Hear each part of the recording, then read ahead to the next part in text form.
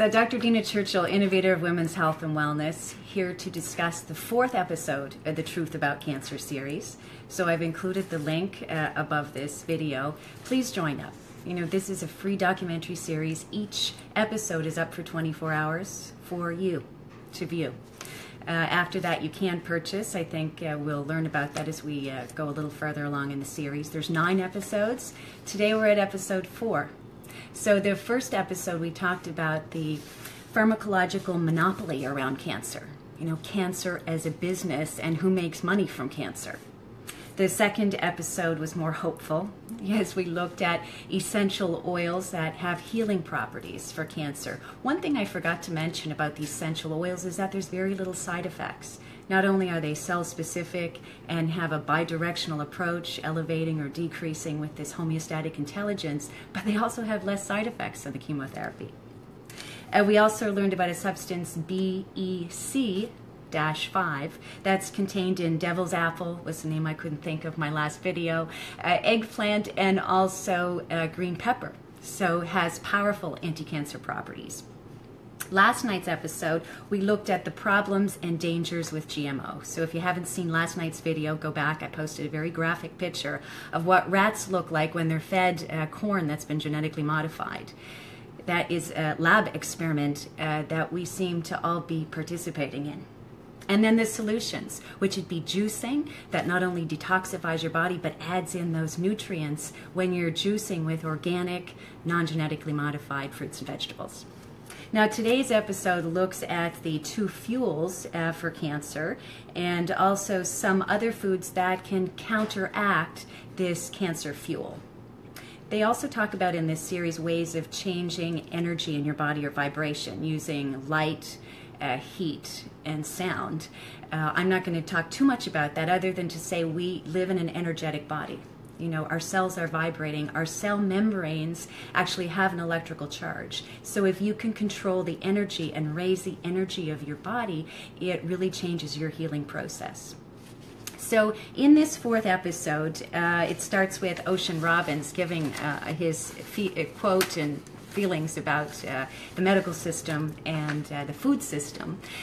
And he looked at medical schools in the United States. Less than a third of medical schools in the United States have nutrition as a course. So when patients say to me, you know, why didn't my doctor, you know, recommend green tea or Essiac tea for my cancer?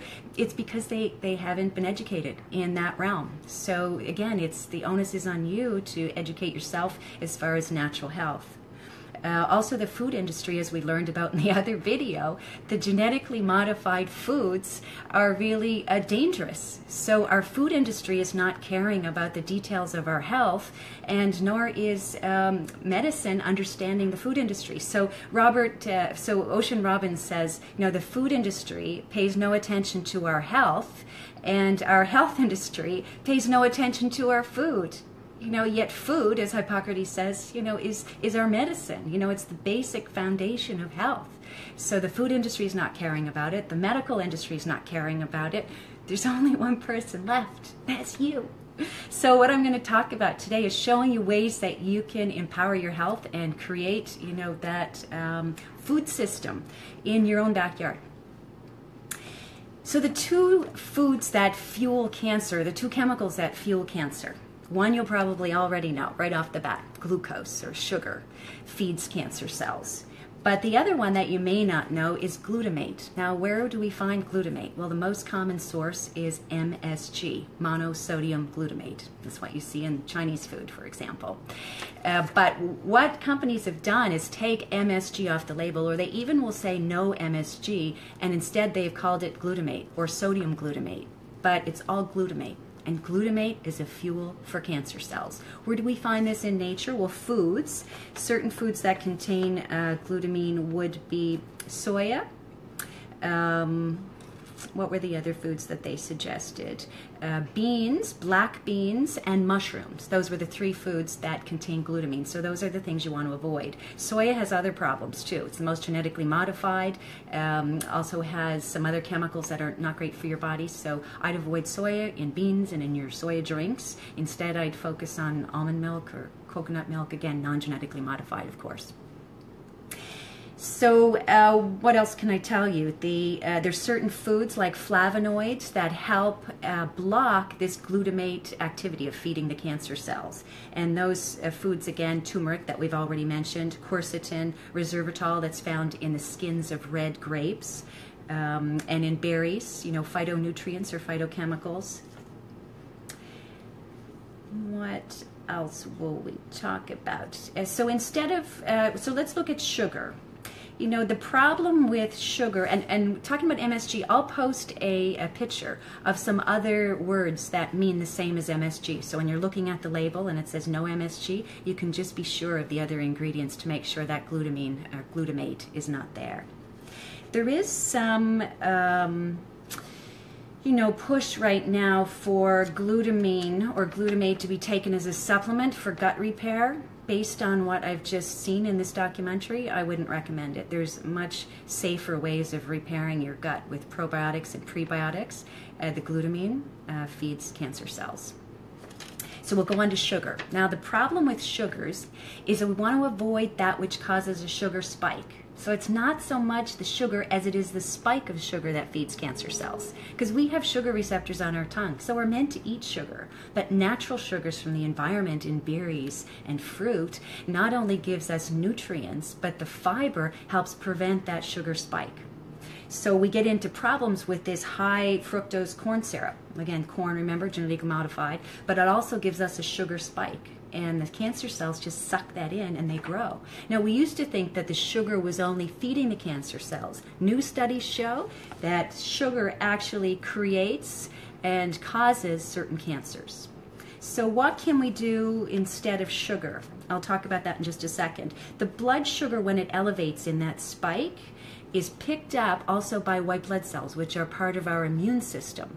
And the white blood cells then pick up the sugar instead of other important nutrients like vitamin C, so it decreases our immune system. So the sugar decreases our immune system. At the same time, it's feeding the cancer cells and not being bioavailable for our healthy tissues. What can we eat instead of sugar? Well, I use stevia, which is a herb, and you just need, I don't know, this is all going to be backwards, but this is just a powder that I buy at the health food store. So if it calls, for a half a cup of sugar, I'll just put like a little spoonful of that much, it's like a quarter of a teaspoon in recipes, and it's beautiful, it's lovely. If you like to drink something, I'm going to post some dangers of aspartame and NutraSweet and all those artificial sugars. They're dangerous. Aspartame actually causes brain tumors, so avoid that at all costs. But, once in a while I like to have a little soda of some sort, tonic water.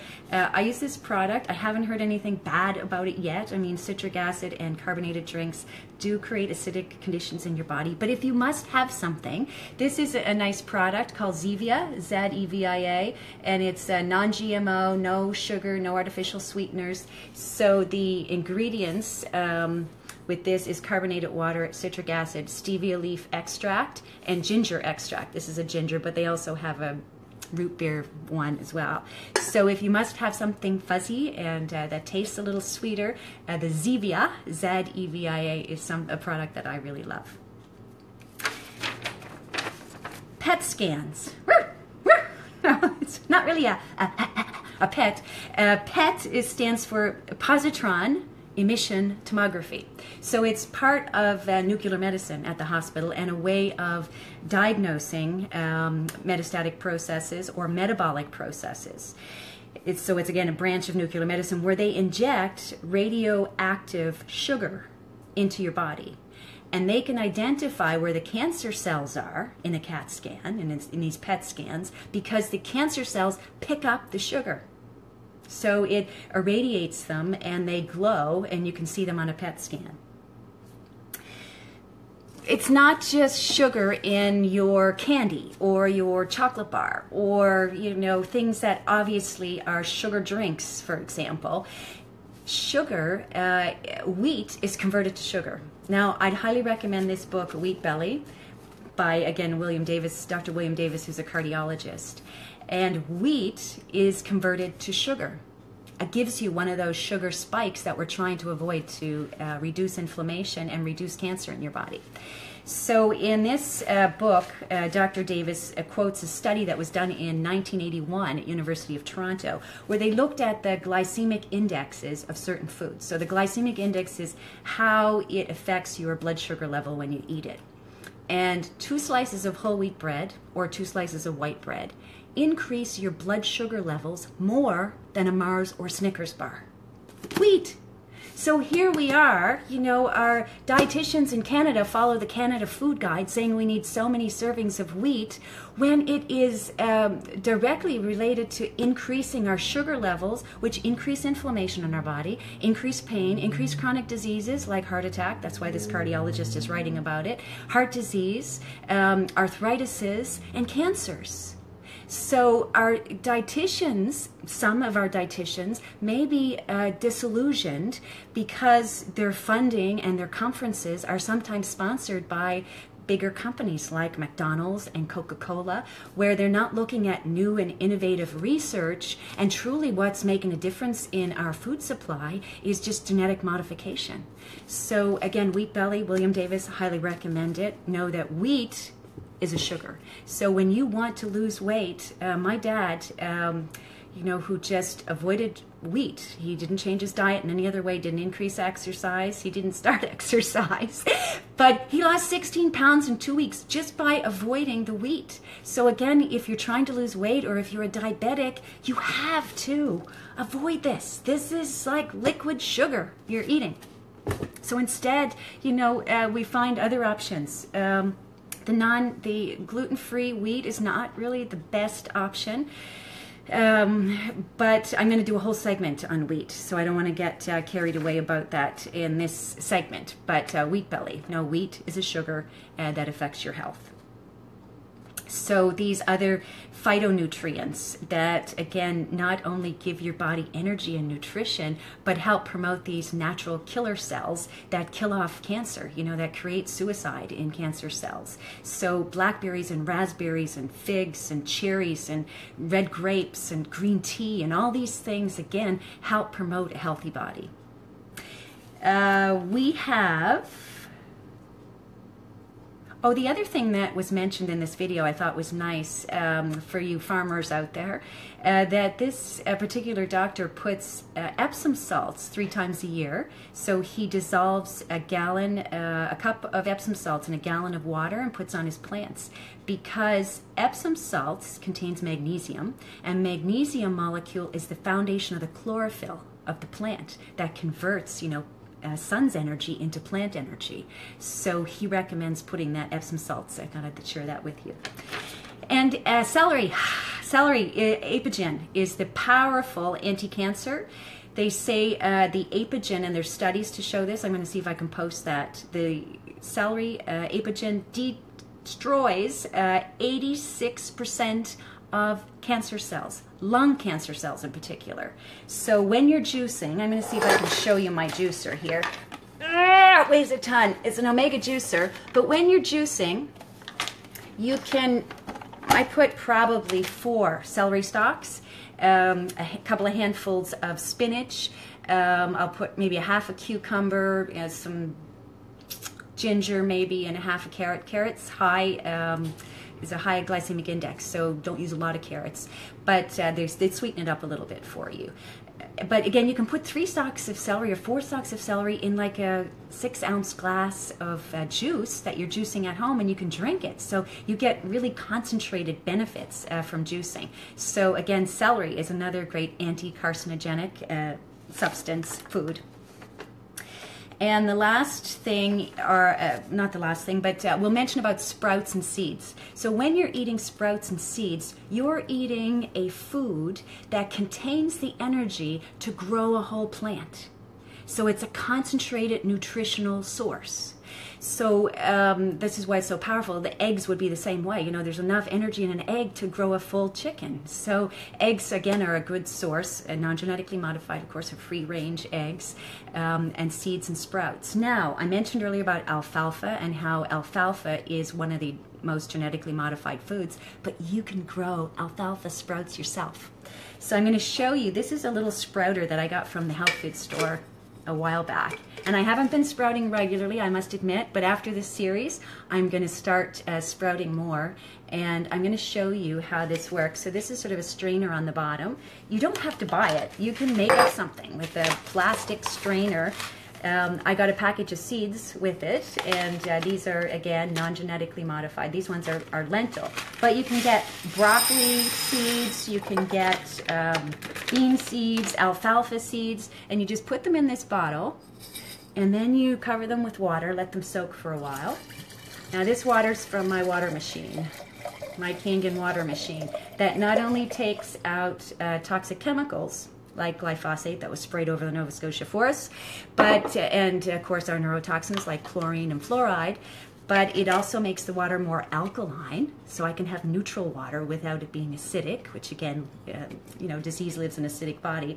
And the third thing is that it's energetic in that it's it electrolyzes, or you know, through electrolysis breaks up the water molecules, so you get free hydrogen and oxygen. The hydrogen then acts to pick up free radicals, and the oxygen is available to your cells. So if you're interested in water machines, connect with me. But anyway, here we are with our fresh water, and we have our beans. Now we're supposed to let these soak so the beans can absorb the water that sets them on their way for germination. But I'm just going to pretend that they've been soaking for a while. And I'm going to strain out the water. Just give me a second. And then what you do, once they've been soaked for a while, you just tip this upside down. So the seeds germinate on the bottom, and you can take that off, but I just keep this cover on as a, you know, hygienic, and I just lay it right on my windowsill. So in 3 or 4 days, you can have fresh sprouts that you can put on a salad, you can put in a soup, you can put them in your shake, you know, your juice.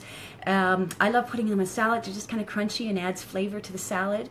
So why are sprouts important again? Because they're concentrated nutrition. There was a study out of Liverpool that said 1 serving of broccoli a day decreases colon cancer by 50%, just 1 serving of broccoli.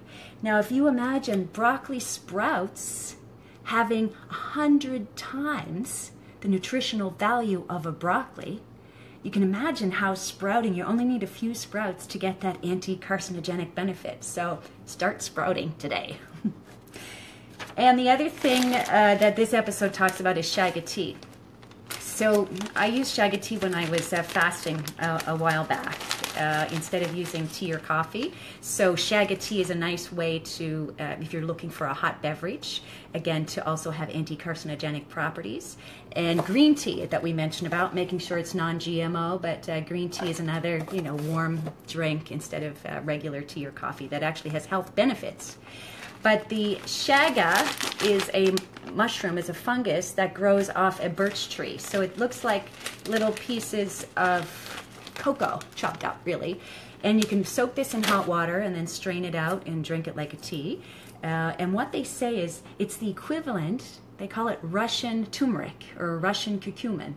So it's curcumin. We know the turmeric has, you know, anti-carcinogenic effects. It has anti-inflammatory effects. Powerful. Apparently, the Chaga tea is just as powerful with anti-inflammatory and anti-carcinogenic benefits. So something that you can do like every day is just have a cup. I'm a big tea drinker, so having a cup of Chaga tea, know that you're also helping your body, you know, fight cancer. It comes from a birch tree. It also has manganese, and it helps with enzymatic production in your body.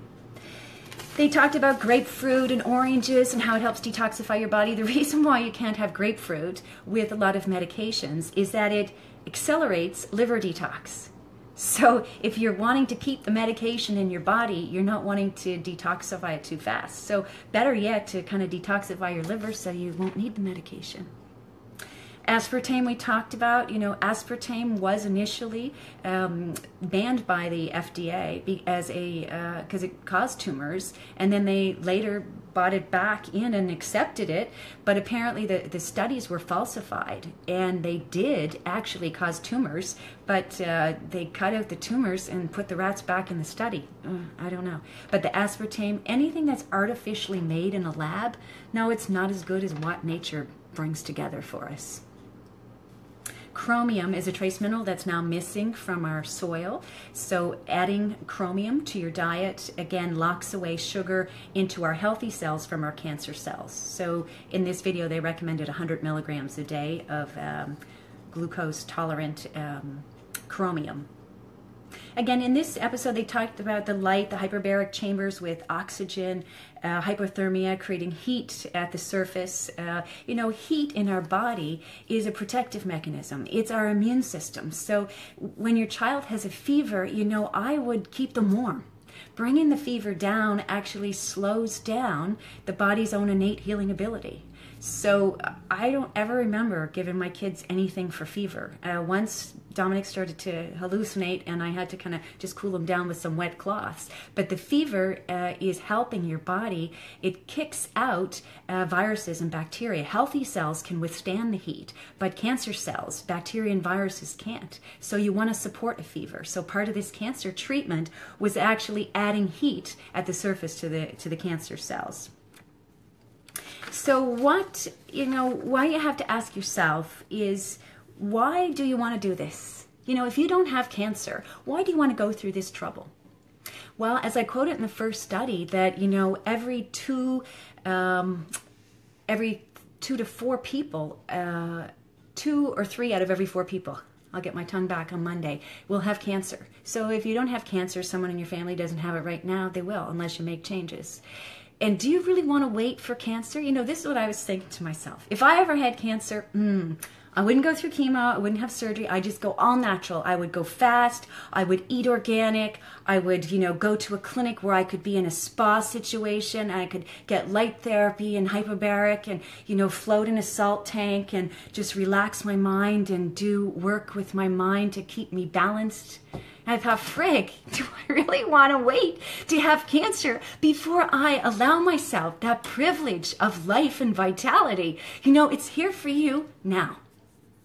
So I thank you for watching. Again, it's been my purpose to be here, here on a long weekend on a Saturday afternoon. I feel like it's what I'm meant to do. So I'd invite you to reach for the stars, envision and achieve your personal best, and most of all, enjoy the journey. This is Dr. Dina Churchill, signing out.